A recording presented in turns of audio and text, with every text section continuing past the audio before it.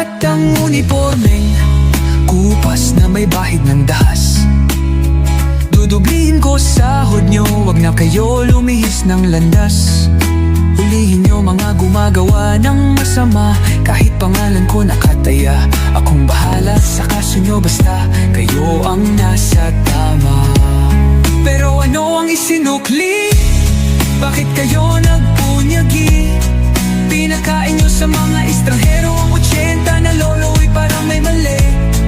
Pagkatapos angat ang inyong moral na dating mabababa. Grabe ang isinukli, parang dumukot ng tae. Tapos nilagay sa kamay, sabay sampal sa kanyang mukha. Mahal ko ang Pilipinas, di ako papaapi. Ipinanganak ako sa bayang mapagtimpi. Ipaglalaban ko ang kalayaan, kahit ako'y masawi.